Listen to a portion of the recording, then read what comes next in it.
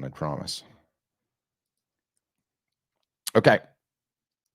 Coming up on today's edition of the Art Business Morning Show, we're talking about extraordinary events, extraordinary outcomes, and specifically living through great disruption.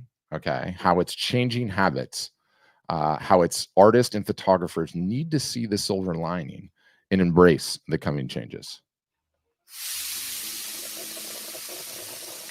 Hey, Ben, we're excited to have you. All right, my intro music is kicking. Let me make sure I'm online everywhere. Welcome, you guys, to another edition of the Art Business Morning Show, the show that will put you on the path to a six-figure a year art business. Okay, we all want to be. I gotta stop saying okay. By the way, I didn't know to stop doing that. Hold on, I gotta get my sound effects in place. Okay. Question: you ever see Last of the Mohicans? You ever see that movie? Great movie, great soundtrack too. I realize I need to read the book. You ever see Gangs in New York? Another great movie, another phenomenal movie, actually. Lastly, you ever see There Will Be Blood? Yep, also great movie. What do all three of them have in common? One of the greatest actors of all time. For reference, this guy. Drainage! Drainage, Eli, you boy. You boy, I drink your milkshake. The actor in question is Daniel Day-Lewis. So good. Guy is just so talented. It's incredible.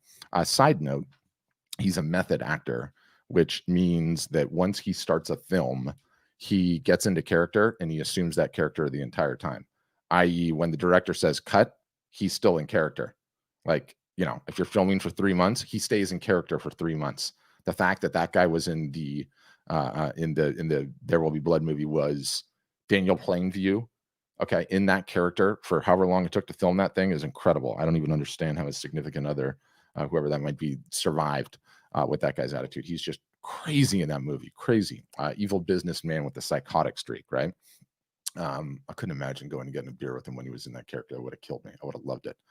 So in the film, Daniel is an oil prospector, if you haven't seen it. And hold on, I'm going to switch one thing. I know this is off. So he's an oil prospector in the film, right? And go back to my notes here. Hold on, bear with me. And early on in the film, okay, he shows up in this town and he wants to take the oil well, the lease that this town has. And all of the town residents are sort of debating with each other.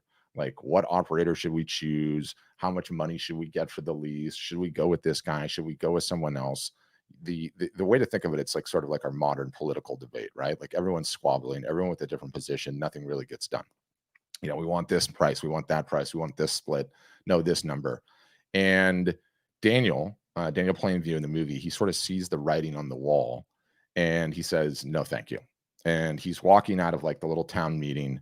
And one of the residents realizes that this was the guy for the job. And he comes running out and he's like, Daniel, don't leave. We need you. And he's like, Daniel kindly lets him know, which is not his nature. No, I don't want this one. I wouldn't take it even if you paid me for it. And he instead heads out west, right? And he finds an oil field, which he can easily purchase the land without any politics, without any BS, and he starts drilling, and he makes a tremendous fortune in the process. Haven't seen the movie? You got to see it. It's phenomenal, phenomenal film. And I'm not sure why I thought about that, but I was thinking about it on my way to coffee this morning, and I realized sort of how perfectly, metaphorically speaking, that it represents exactly what we're going through right now, like literally right now with what's happened with COVID and, the situation on the ground. And, what's happening right now, the old oil well that Daniel was looking at and the squabbling townsfolk, okay, that represents for me metaphorically the old way in which art and photography have traditionally been sold. In my view, exploitative scenario between galleries and artists. They keep 50%. They keep all your customer data. You don't get a market to them. Or perhaps the low ROI activity of going and doing the show and their circuit, paying for the booth, being on your feet for 8 hours, not sure that you're going to be profitable or not, taking all that time. The ridiculous online galleries where you upload your images and perhaps 1 out of 100 artists actually make any real incomes. You don't keep your customer data. That for me represents, metaphorically speaking, that old town with the well and the squabbling townspeople. Um, Daniel Plainview in that movie, he's the intelligent artist or photographer, okay, minus the psychosis. He sees the writing on the wall. He can hang around in the old ways, playing the old game, or he can head out west to the newly emergent land of milk and honey, right? Manifest destiny. He sees the change coming and he moves with it. There's a new way to do things. There's a new place to go. He doesn't need to deal with that nonsense. He gets there first and he becomes fantastically wealthy as a result of it. And, I'm presented weekly with sort of a myriad of stories about the old ways, right? And I run these art business workshops. If you're unfamiliar, they're thrice weekly, Monday, Wednesday, Friday, Zoom sessions with me or my team. You can join for free, get some free consulting. You should totally come. They've been a blast, a lot of fun. There'll be a link in the bio or in the show notes or wherever you're listening to this thing. You can join if you like. But I just constantly am greeted with stories from artists and photographers throughout the United States and even internationally, Canada especially. And it's one story after the other about the old days. Patrick, my gallery is angry with me for selling online. I say, oh, is that right? They're angry with you? How much are they selling for you right now? Well, I'm down about 80% year over year. Or, Patrick, I've been patient, hoping the show circuit was going to come back, but it's just not happening. COVID continues to kill this most important part of my offline business. And I'm worried my health is not what it is. And it looks like COVID's coming back. Or Patrick, I've tried uploading my images to Etsy and it was working okay for a few years. And now I can't seem to find a sale with my life dependent on it, right? The stories of the old way abound, and just very, very few of them are positive at all. So I want to talk about the new way that's emerged to sell art and photography, the new way that I believe is going to be the standard. And to do that, I need to sort of make a pit stop at habits. And buying habits right now are forever changing. And habits are not easy to change. Have you ever tried to stop drinking, stop smoking, stop overeating, start exercising regularly? That's not so easy, is it? And let me tell you a quick story. A hobby of mine is riding motorcycles. And recently a buddy of mine went on this like guided motorcycle trip. It was totally awesome through southern Utah. We started in St. George, Utah. We rode through Zion, went Zion to Bryce. Anyway, the deal with this ride, part of the ethos of the people that put the ride on, is they want you to go through this digital detox. And so, we met in this warehouse in St. George, Utah, and one of the staff opens up this Pelican case, and the photographers will know what I'm talking about. And it's lined with felt and a bunch of these little slots. And we were to take our phone out, put it into the case. They closed the case up, and that was it for 4 days. 4 days, absolutely no phone whatsoever. And it was the first time in my life, pretty much since getting a cell phone, I would say, that I've been without it. And I thought that was going to be really hard. And guess what?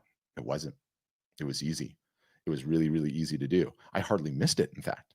And I thought about that, and I hardly missed it because my entire world had been turned upside down. Like, yes, I ride motorcycles, but I hadn't been on a trip like this in years. And it was 4 days riding through territory I didn't know, with my buddy aside, a group of guys I didn't know, not showering, sleeping in a tent, being outdoors in the sleeping bag, the whole thing.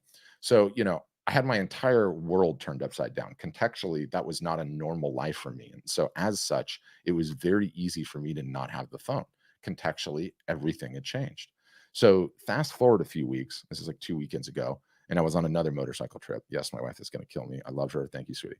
This time, it was like with 13 of my close buddies. Thursday to Sunday trip. And on Friday, I lost my phone.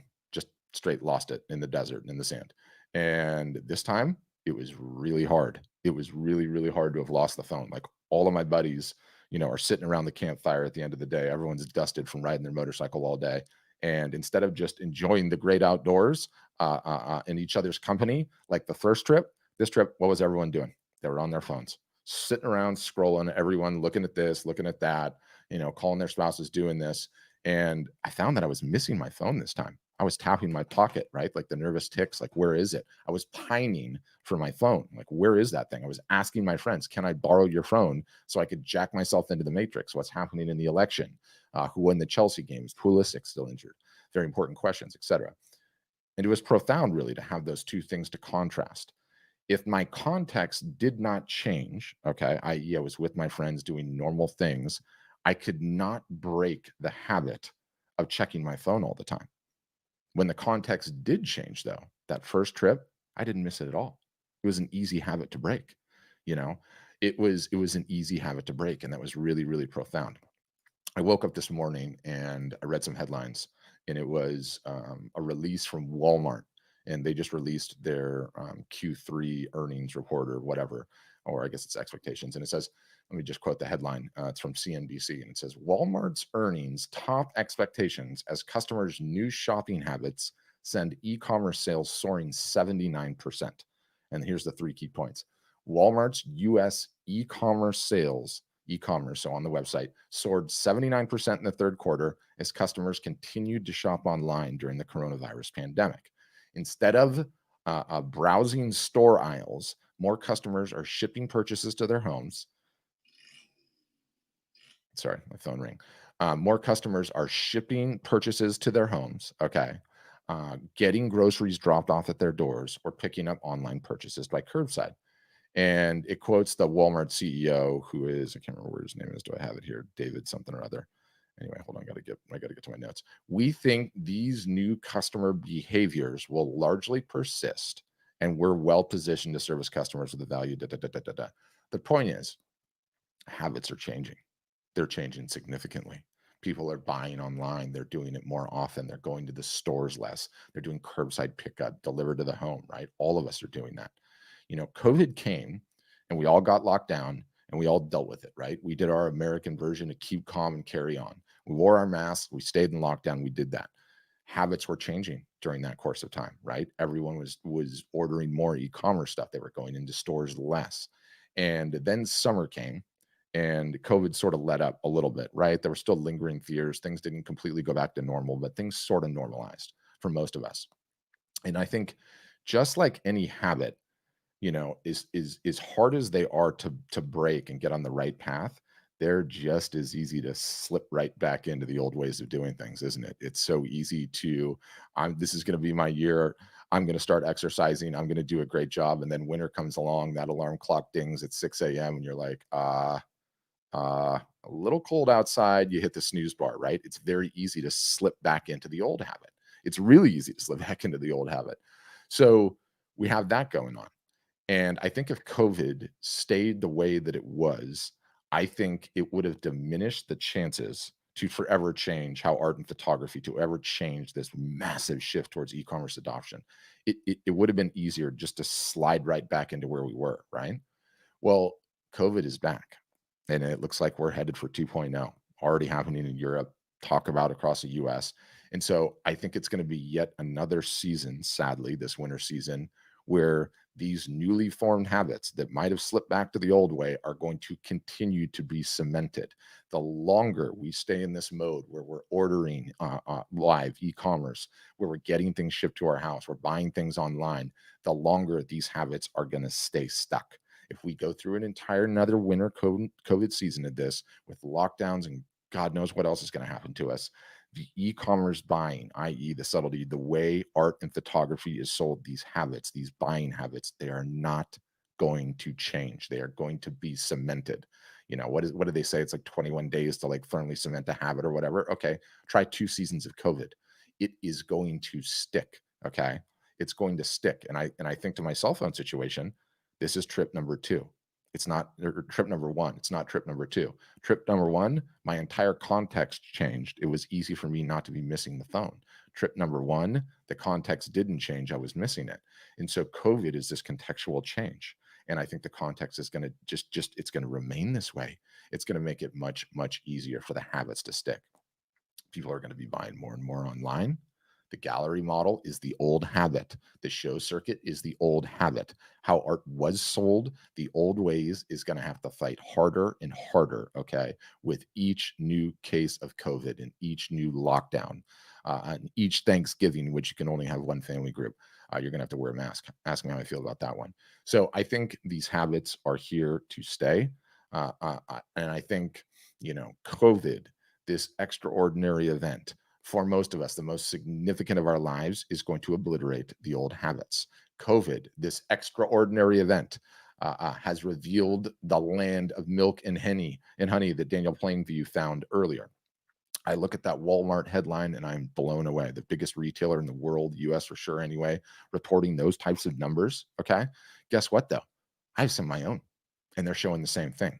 For the last 2 weeks and trending in even bigger direction this week, what we call GMV at Art Storefronts, gross merchandise value. Okay. It's the sum total of art and photography that is sold online directly from our customers' websites to their end consumers, to their buyers, is up on average 300% year over year. 300% year over year. That number is staggering. Staggering. That number represents a massive change in habits taking place right before our very eyes. That number speaks to the old ways being completely obliterated, certainly for the time being. That number speaks to the fact that galleries are either out of business, temporarily closed, or selling very little. That number speaks to the fact that the show circuit is not moving any large volume of art or photography anymore.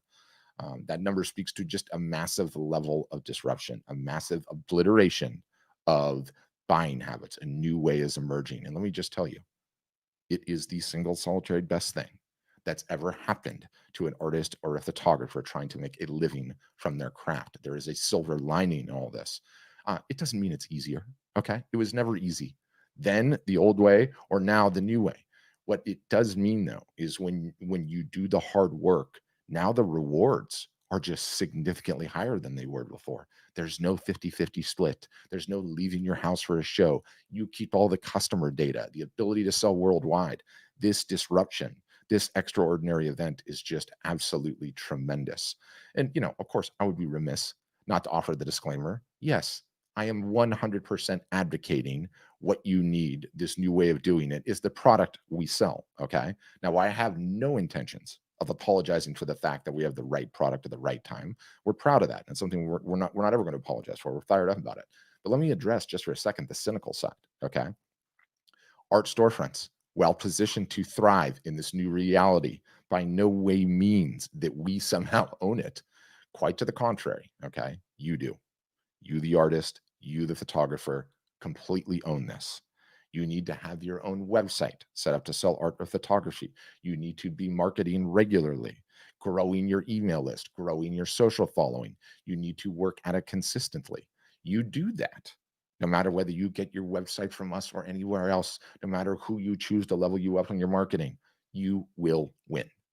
You will win. Full stop. If this is the show that will put you on the path to a six-figure a year art business, well, I'm telling you, this is the path. And I have quite a bit of data, whether it's from Walmart or us, that this is the path. It's clear as day. The writing is on the wall. There is a new way. The artist or a photographer owning everything is the future.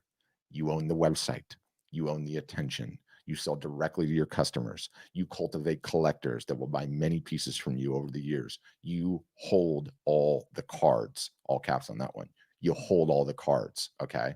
No one is in control of your destiny. No pandemic can deprive you of your ability to make a living from your craft. It's a big, big deal. And it's literally happening right now. And I'll say as a final, when COVID is finally behind us for good, what will be left of the squabbling townspeople, the old way of doing things, will only be smaller and less effective than it was before. You need to head for the promised land. Ready, set, go. On that note, thanks for listening. And as always, have a great day.